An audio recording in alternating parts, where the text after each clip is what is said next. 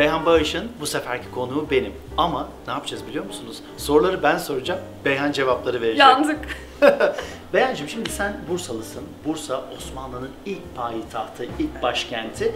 Ama yolun ilginç bir şekilde Amerika'ya düşüyor ve uzun yıllar Amerika'da kalıyorsun. Ne yaptın Amerika'da? Evet, çok uzun yıllar kaldım biliyorsun. 14 sene kadar kaldım. Üniversiteyi orada okudum. Moda ve tasarımını biliyorsun hep içindeydim. Mağazacılığın hep içindeydim. Ya bir dakika, senin çok güzel bir mağazan vardı. 4 günde açmıştın mağazayı ve insanlar inanamamışlar. Demişlerdi ki siz bu mağazayı 4 günde açarsanız bu bir miracle, yani mucize olur. O yüzden de dükkanın adı ne oldu? Miracle Gift Store oldu. Evet, mucize, evet, hediyelik eşya dükkanı. 4 iş gününde açtığımız için. Ve kendimiz bile inanamadık aslında nasıl açtığımızda. Ama biliyorsunuz gerçekten insan kafasına bir şey koyunca oluyor. Hele sen. Estağfurullah. Beyhan'ı bilmeyenler için söyleyeyim. Beyhan kafasına taktığını kesinlikle yapar ve gördüğüm en çalışkan insanlardan birisin. Seninle harika bir kapsül projeye imza attık, evet. Bir kapsül koleksiyon yaptık. Evet. Yani o kadar hızlı bir şekilde her şeyi organize ettin ki ben hızına yetişemiyorum bazen Beyhan'ın. Ben rahmetli anneme hep sorardım. Anne gerçekten ben 9 ayda mı doğdum? Mutlaka 7 aylık olmam gerekiyor. Çünkü o kadar sabırsızım ve o kadar her şey çabuk olsun istiyorum ki. Ama biraz Amerika'nın bana verdiği kültürle de alakalı bir şey sanırım. Peki 4 günde açtın. Ne kadar süre devam etti dükkan? Aşağı yukarı 4 sene devam etti ve o dönemde ben işletme master'ı yapıyordum. Herhangi bir Amerikan şirketine, ki daha sonra girdim, ama herhangi bir Amerikan şirketinde çalışıyor olsaydım master'ımı, MBA yapmam çok zor olacaktı. Dolayısıyla kendi işim olunca kendi saatlerimi organize edebildim. Eğer çok geciktiysem vitrin konusunda gece 11'de de vitrin yapabiliyordum. Çünkü kendi mağazamdı ama projelerimi de derslerimi de ona göre organize edebiliyordum. Birleşmiş Milletler'e çok yakın bir mağazaydı. Çok keyifli zamanlarımız oldu gerçekten New York'ta ve birçok Türk arkadaşımla da hem o mağaza hem Amerika'daki lobicilik faaliyetleri sırasında tanıştım. Tarkan da bunlardan biri. İşte Tarkan bile geldi. Evet. Oynama şıkıdım diyerek mi girdi dükkanların içeri Yok, bilmiyorum hayır, ama. ben eşimle tavla oynuyordum mağazada. Peki o da sizinle tavla oynadı mı? O akşam oynamadı. Hatta mağazada o anda başka bir Türk sanatçısının CD'si çalıyor diye çok utanmıştım. Demiştim ki ya gerçekten senin CD'lerin de var ama evde yukarıda bu akşam burada bunu dinlemiyoruz. Bir dahaki sefere geldiğinde gel gündüzle gece olalım diye kendi sesini duydu herhalde. Öyle. Peki 2003'te Türkiye'ye geldiniz ama sen tabii ki o yoğun hayatını burada da devam etmeye başladın. Ben seni önce Harvey Nichols'ta gördüm, sonra Vakko'ya geçtin, ardından da kendi markanı yarattın. Nasıl oldu bütün bunlar? Çalışmayı çok seviyorum. Kadınların kendini tanımlayacağı alanları yaratmayı çok seviyorum. Kendi hayatımda da bunu seçiyorum. Evet, insan yoruluyor biliyorsun. Sen herhalde çalışkanlık konusunda bilemiyorum. Sana nasıl yetişirim ama gerçekten kadının iradesinin, kadının seçimlerinin çok önemli olduğuna inanıyorum. İkinci çocuğumuz 2003'te Ecehan dünyaya geldikten sonra 2,5 sene kadar çalışmadım. Türkiye'ye kesin dönüş yapmıştık. Çok da mutluydum çünkü müthiş bir vatan hasretim vardı. Ya müthiş. Ben onu çok iyi biliyorum. Ben mesela Avusturya'ya okumaya gittiğimde bu gurbeti anlamazdım. Nasıl bir şey ya, gurbet ne demek falan. Orada görüyorsun, gurbet diye bir şey var ve dünyanın en güzel ülkesinde yaşıyoruz. Bu topraklar gerçekten bize bahşedilmiş, lütuf olarak sunulmuş topraklar. Kadrinin kıymetini bilmemiz gerekiyor. En sevdiğin şarkılardan biri de Çile Bülbülüm Çile oluyor. Bir başkadır benim bir de memleketim oluyor. Şimdi uzaklardasın. Aman uzaklarda olmalı, hep memleketimizde aynen olalım. öyle. Gurbetçi arkadaşlarımıza da buradan selamlar. Evet, aynen öyle. Gurbete giden döner mi dönmez mi deyip şarkılarla devam edelim. Anatoli. Çok güzel bir isim çünkü Anadolu güneşin doğduğu yer demek Yunanca ve bana göre medeniyetlerin doğduğu yer ve ben senin markana baktığımda bu topraklardan 30 civarında medeniyet geçmiş. O medeniyetlerden çok güzel izler görüyorum. Peki neden esinlendin? Yani neden Anatoli? Evet, şimdi ben hem isme geleceğim ama konu olarak hediyelik eşya mağazam olduğu dönemde tabii ki modanın içerisindeydim ama sattığımız ürünler, hediyelik ürünler yine Türkiye'den gümüş aynalar, gümüş takılar, çini tabaklar, çok güzel ürünlerdi, objelerdi. Bazılarını oradaki distribütör arkadaşlarımızdan konsinye alırdık çünkü çok gençtik, şartlarımız ona göreydi.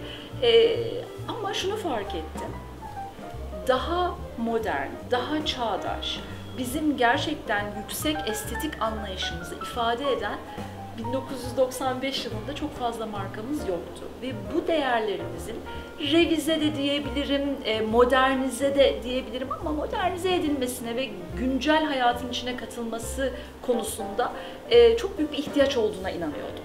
Dolayısıyla yıllar yılı herkes benden moda alanında bir şey yapmamı beklerken aniden kendimi endüstriyel tasarım ve dekoratif ürünler, hediyeler arasında buldum. Ve bizim hediyeleşme kültürümüz, ikram kültürümüz o kadar hala daha güncel ve canlı ki bunu biraz daha canlı tutuyor olmak, yeni nesillere bunu aktarıyor olmakta bir araç oluşturuyor olmak benim için gerçekten gurur kaynağı. Anatoli'ye gelelim. Anatoli doğu demek ve dediğin gibi her şeyin doğduğu topraklardayız. Onun için Anatoli ismi benim için çok anlamlı ve çok da güzel tuttu. Ya bir de biliyorsun Romalılar ne der Latince? Ex oriente lux, güneş doğudan yükselir. Dolayısıyla uygarlıklar da doğudan yükselmiş ve bizim dünya kültürüne inanılmaz bir katkımız olmuş Anadolu'dan. Çok. Ve bunu biraz da göğsümüzü gere gere, belki biraz bağıra bağıra anlatmamız lazım. Anadolu kültüründe biliyorsun ya ağır ol, ağa desinler gibi bir durumumuz var. Kendimizi çok reklam yapmayı sevmeyiz, çok anlatmayı sevmeyiz. Halbuki bütün dünyaya baktığımızda Amerikalılar neden çok başarılı? Çünkü çok iyi pazarlama. Ama bak ne var biliyor musun? Amerikalılar ne der? WOM, yani word of mouth, fısıltı gazetesi. Senin Anatoli'yi de fısıltı gazetesi kulaktan kulağa yaydı. Yani o kadar güzel ürünlere yer verdin Çok ki koleksiyonunda insanlar da bu kaliteyi birbirlerine naklettiler. Evet. Yani ben yurt dışına gittiğimde zaten seninle öyle tanıştık. Anatoli'nin müşterisiydim. Buradan ürünleri alıyordum arkadaşlarıma götürmek için. O yüzden de çok güzel Çok bir işe teşekkürler. imza attın. Desteğin Ama için marka dostumuz her zaman, olarak. her zaman Sağ ol, keyifle sağ ol. çünkü doğru işler yapan insanları desteklemek gerektiğini Sahip çıkmamız inanıyorum. gerekiyor Aynen. birbirimize. Sana Aynen. fazlasıyla sahip çıkmamız Sağ ol, gerekiyor bu sahnede. sağ ol. Peki senin gündeminde neler var? Neler olacak? Mesela şimdi bu YouTube kanalını açtın. Nereden çıktı bu diyorsun? Evet, nereden çıktı? Hayırdır inşallah. Hayırdır inşallah. Tabii ki teknolojiyle eş zamanlı hareket etmek bence çok önemli bir şey. Belki biraz da gerisinde kaldığımı düşünüyordu bütün arkadaşlarım, çevrem. Sen geride kalmak ne mümkün. Instagram'a geç girdim, bayağı geç girdim ama sıkı girdim. Dolayısıyla orada gördüm ki insanlar evet fotoğraf çok seviyorlar ama video da seviyorlar. Ses seviyorlar, güncel hayatı seviyorlar, trendleri takip etmeyi seviyorlar. Günün sonunda yaptığımız her işte trendlerin çok önemi var. Zamansızlığın önemi olduğu kadar trendlerin de önemi var. YouTube şu anda bir trend mi? Belki evet ama bence zamansız olacak. 2019 yılının sonunda, bu İngiltere'de yapılan bir araştırma, 2019 yılının sonunda artık insanların CV'lerinin olmayacağı ve kamera karşısında konuşarak kendilerini anlatacakları ve bu şekilde iş bulacakları söyleniyor. Bu ne kadar doğru hep beraber yaşayıp göreceğiz. Kesinlikle. Ya da 2019'un sonunda İngiltere'deki trend Türkiye'ye ne zaman yansıyacak bunu da yaşayarak göreceğiz. Ama gerçekten enerji çok önemli bir şey. Ve enerjiyi bazen fotoğraflardan aktarmak kolay olmuyor. Ama video çektiğinizde sen zaten bu işin pirisin Estağfurullah. maşallah. Bu arada piriyi de söyledim. Bir de bizim sesli yürüyüş uygulamamız. İnanılmaz. Benim sesimi dinleyerek bütün dünyaya dolaşabiliyorsunuz. Bütün büyük şehirler, Londra, Paris, Barcelona, Olağanüstü bir Amsterdam, Roma. Aynı zamanda İstanbul'da adım adım piriyle gezebiliyorsunuz. Ama burada da işinin piri biriyle beraberiz. Çok teşekkürler. Peki bu işinin piri olan Beyhan Bağış hangi günlerde YouTube kanalında bize Pazar seslenecek? günleri öğleden sonra yükleyeceğiz. Pazar akşamları keyifli yeşil çayınızı, kahvenizi yudumlarken haftalık yaptığımız kahve sohbetlerimizi bazı konuklarımızla izleme şansınız olacak. Bazen Türkiye'nin ya da İstanbul'un farklı yerlerini, farklı mekanlarını, mesela çok yakın zamanda Darülceze'ye gitmek istiyoruz.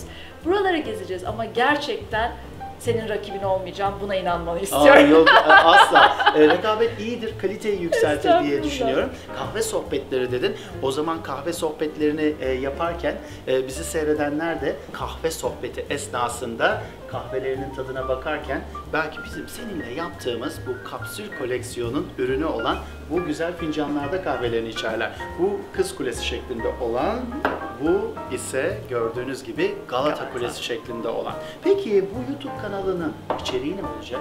Sen biliyorum kadın ayrımcılığı yapıyorsun. Herhalde kadınlara daha fazla yer Ayrımcılık vereceksin. demeyelim de senle başladım lütfen. Kanalı senle tanıtıyorum. Tabii ki sağ olsun Feryal Gülman biliyorsun misafirimiz Oğlum Talo oldu. misafirin oldu. Selin Kutucular misafirimiz Hani oldu. güzel Çok isimler. keyifli, kısa kısa çekimler yaptık. Hepsi çok kıymetli arkadaşlarımız. İnsanların bilinmeyen yönlerini konuşmayı seviyorum. Tecrübelerinden faydalanmayı seviyorum. Ve aynı şekilde kanalı izleyenler de faydalansın istiyorum. Ama başrolde kadın var. Kusura bakmayacaksın.